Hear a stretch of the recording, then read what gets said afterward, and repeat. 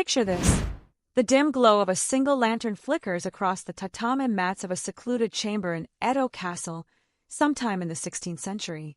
A young boy, barely 12, kneels trembling before a battle-hardened samurai. His small hands clench in fear and confusion, his breath shallow under the weight of the warrior's gaze. The samurai's eyes burn with a mix of desire and duty, his callous fingers tracing the boy's silk kimono as the night air thickens with unspoken tension. Outside, cherry blossoms fall silently under a moonlit sky, their delicate petals a stark contrast to the ritual unfolding within. This is no tale of romance. It's a glimpse into the shadowed world of samurai sexuality, a world where love between men was not just accepted but codified into a system that modern eyes might call horrific.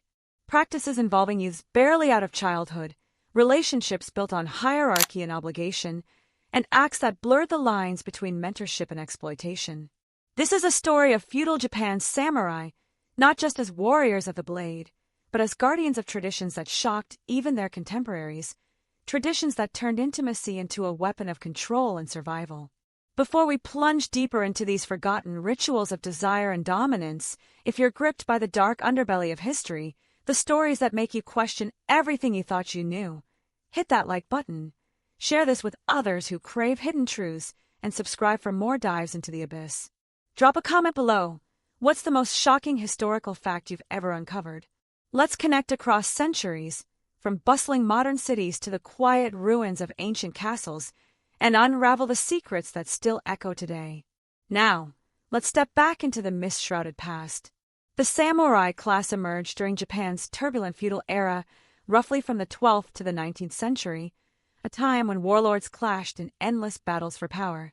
The code of Bushido, the way of the warrior, dictated every aspect of their lives, not just swordplay and seppuku, but the most private corners of existence, including sexuality.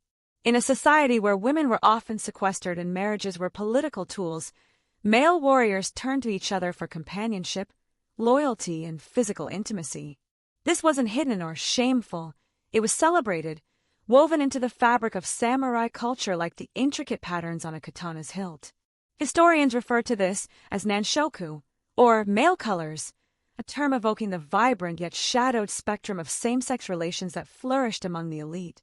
Imagine a young samurai apprentice, a wakashu, his hair styled in the distinctive forelock that marked him as not yet a man, entering the service of an older warrior, the ninja. This wasn't mere employment. It was shudo, the way of the youth, a structured relationship promising education in martial arts, etiquette, and the samurai code, all sealed with sexual intimacy. The ninja taught his charge how to wield a sword, compose poetry under the stars, and navigate the treacherous politics of daimyo courts.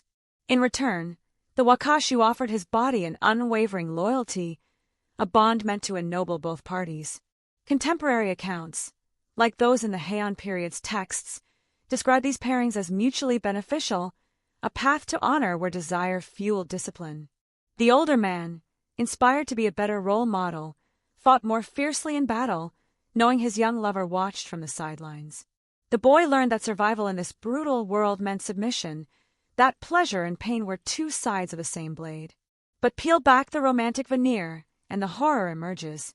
These relationships often began when the wakashu was as young as 10 or 12, their bodies not fully developed, their minds still forming. In a time when childhood was short and brutal, this age-structured pederasty was normalized, even ritualized. The initiation might occur in a quiet tea house, the air heavy with incense and anticipation, as the ninja whispered vows of protection while guiding the boy through acts no child should know. Loyalty unto death was expected. Duels fought over jealousy, vendettas sparked by betrayal. One tale from the Sengoku period speaks of a samurai who, upon discovering his wakashu's infidelity, beheaded both the boy and his rival in a fit of rage, then composed a death poem praising the purity of their bond even in destruction. Was this love or domination? The lines blurred, as power dynamics ensured the younger partner had little choice. Refusal could mean disgrace, exile, or worse, a severed head rolling across the dojo floor. This wasn't isolated to the samurai. It echoed through Buddhist monasteries, where monks engaged in similar practices with their young acolytes called chigo. In the shadowed halls of Mount High, novices as young as 8 were paired with elder priests in relationships, mixing spiritual guidance with carnal acts. Ancient scrolls describe these unions as paths to enlightenment, the sharing of vital essence, to achieve higher states of being. But whispers from the era hint at coercion, at boys torn from their families and thrust into a world where refusal meant spiritual damnation. One 14th century account tells of a Chico who, after years of service, took his own life rather than continue, his suicide note lamenting the loss of his innocence to the very men sworn to protect it. The irony cuts deep. In a culture that revered purity and self-control, these practices often devolved into exploitation, hidden behind veils of tradition and honor. Feudal Japan's sexual landscape was vast, influenced by Shinto beliefs in natural desires and Confucian ideals of hierarchy. Women, too, played roles in this tapestry, though often as pawns. Samurai might keep concubines or visit the pleasure quarters of Yoshiwara, where courtesans trained in seduction entertained warriors fresh from the battlefield. Yet, the Yujo, the women of the floating world, faced brutal realities, forced into service as young girls, subjected to diseases without cure, and bound by contracts that made escape impossible. A samurai's visit could be tender or violent, his katana never far from reach. Stories abound of warriors who, in drunken rages, maimed or killed these women, their crimes overlooked due to their status. One chilling record from the Tokugawa era describes a daimyo who collected virgins from his domain, deflowering them in rituals meant to absorb their youthful energy, leaving broken bodies in his wake. Venturing deeper, we encounter practices that pushed boundaries even for the time. Some samurai engaged in what was called the Way of the Beasts, incorporating elements of pain and dominance that mirrored their battlefield ferocity. Whips fashioned from silk cords, bindings evoking the ropes of captured enemies, these were tools not just of war but of the bedroom.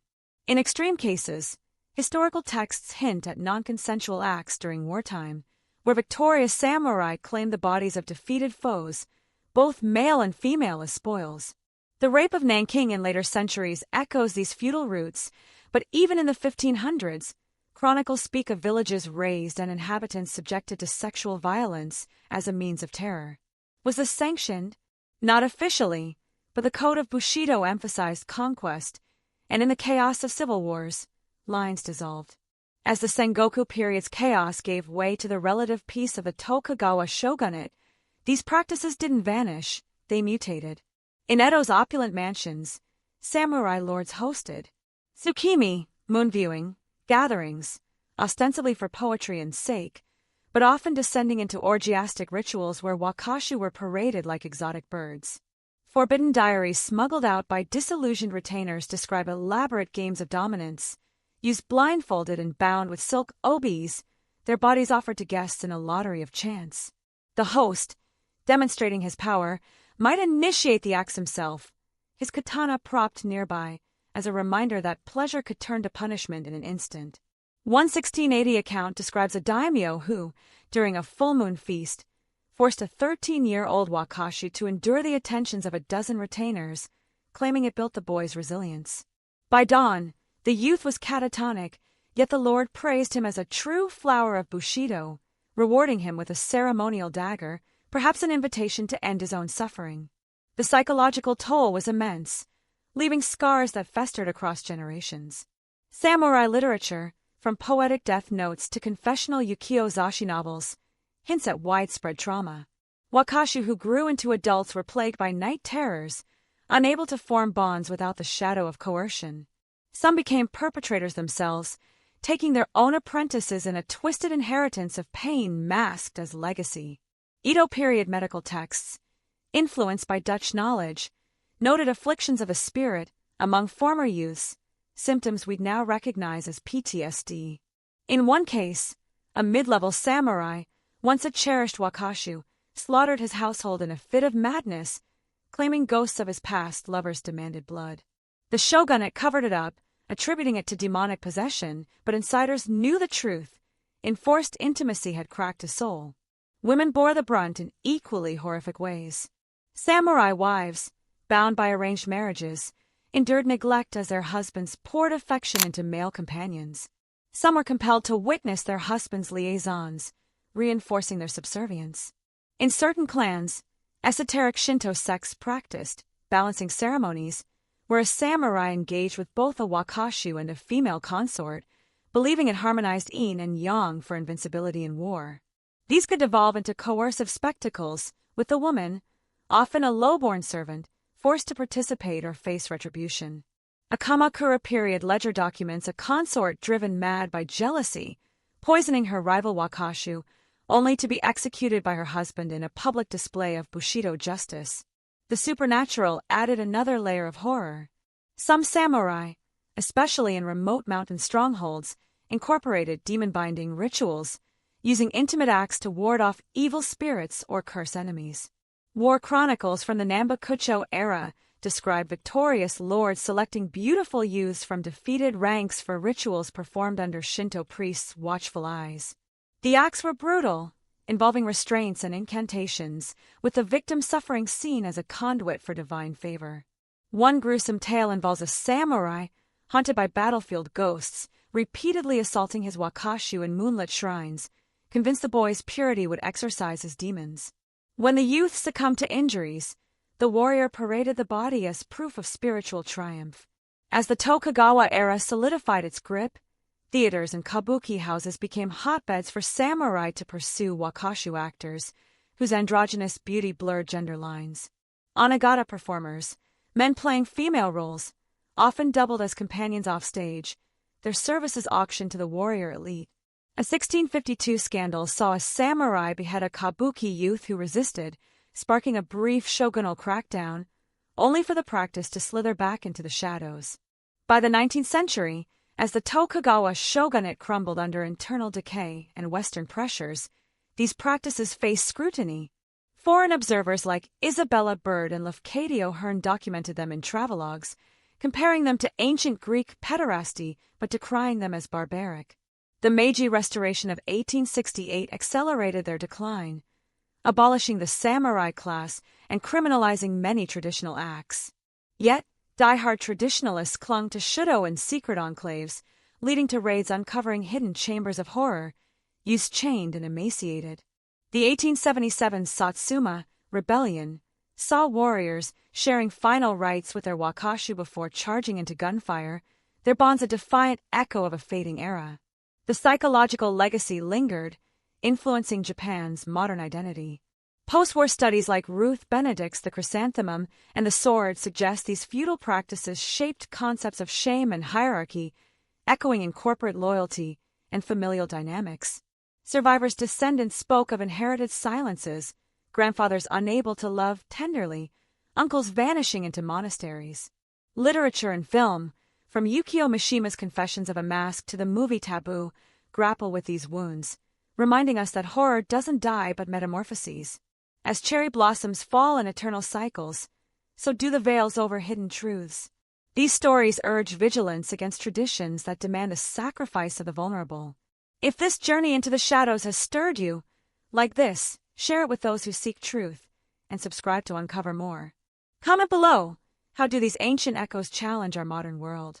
Let's keep peeling back the layers, honoring the silenced by listening to their screams, and building a future where intimacy heals, not harms.